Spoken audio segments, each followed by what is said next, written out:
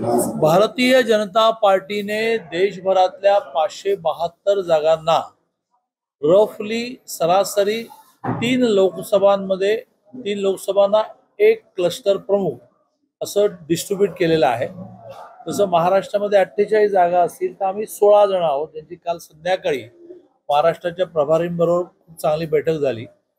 तर त्या क्लस्टर प्रमुखाने त्याच्या अंतर्गत येणाऱ्या 3 लोकसभांमध्ये प्रामुख्याने सर्व पक्षीय महायुतीतले जे 18 पक्ष कालपर्यंत होते, आज 2 जॉईन झाले, 20 पक्षांच्या नेत्यांची कार्यकर्त्यांची मोठ नीत बांधायची, संवाद त्याच्यात निर्माण करायचा।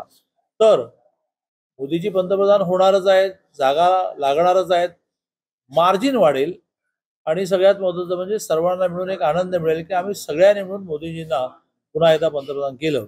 त्याप्रमाणे बारामती लोकसभा मतदारसंघाची पहिली बैठक आम्ही केली 15 दिवसापूर्वी। व त्याच्यानंतर पुणे लोकसभेला शहरी मतदारसंघ असल्यामुळे आम्ही विधानसभाशा केली आणि आता शिरूरचा उमेदवार ठरवण्याला वेळ लागत होता, तो ठरल्यामुळे आता शिरूरची बैठक केली। प्रामुख्याने सर्व पक्षांचा महायुतीतल्या समन्वय व्हावा, सगळ्यांची ताकद लागावी, रुसवे फुगवे संपावेत यासाठी बैठक होती। समन्वय साधला गेलाय का? आजही दिसत होतं की अनेक जण असं आहे की एका घरामध्ये 4 रक्ताची नाती सुद्धा काहीतरी दिवसभरामध्ये काहीतरी कुरबुर चालूच असते। त्या कुटुंब प्रमुखाची जबाबदारी असते की ते कसं कमी करता येईल। आता इथे तर वेगवेगळ्या पक्षातून आले, वेगवेगळी कार्यपद्धती, वेगवेगळी ध्येय धोरणं, त्याच्यामध्ये थोडंफार चाललं। आज भाजपाचेच बऱ्यापैकी नेते खरं तर उपस्थित नव्हते आजच्या बैठकीला। नाही, प्रत्येक जण उपस्थित नव्हते, त्यानंतर तालुक्यातील अतुल देशमुख सारखे नेते उपस्थित नव्हते। काय त्यांचं असं आहे की एका वेळेला इतके विषय चाललेले आहेत।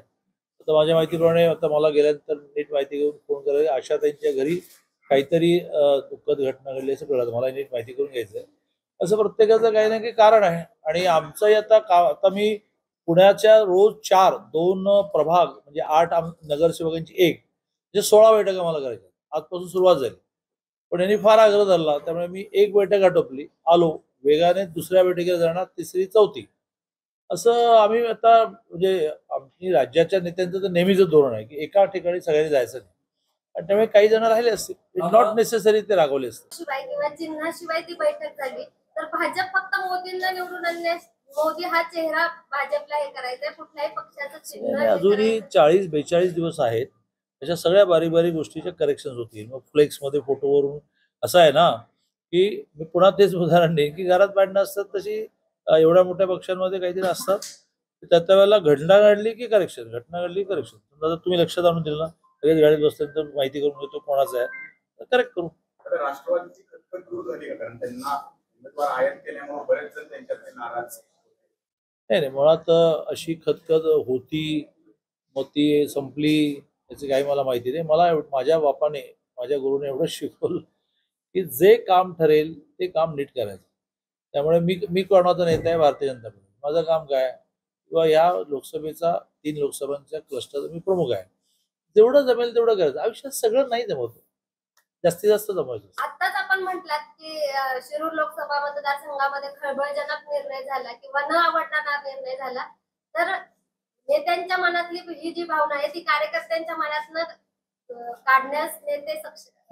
मी ग्रामीण भागातला असल्यामुळे नेहमी ग्रामीण उदाहरणांमध्ये उत्तर देतो। घरामध्ये मुलाने एका सगळ्या कुटुंबाला न आवडणाऱ्या मुलीबरोबर लग्न केलं, काही दिवस खळखळ असते, मग सगळे ऍक्सेप्ट करतात आणि सून चांगली असली तर ती सगळ्या घराची लाडकी सून असते। सुप्रिया सुळे काल म्हणाले की शरद पवारांना संपवण्यासाठी सुनेत्रा पवारांना उमेदवारी देण्यात आलेली आहे। इतिहास झाला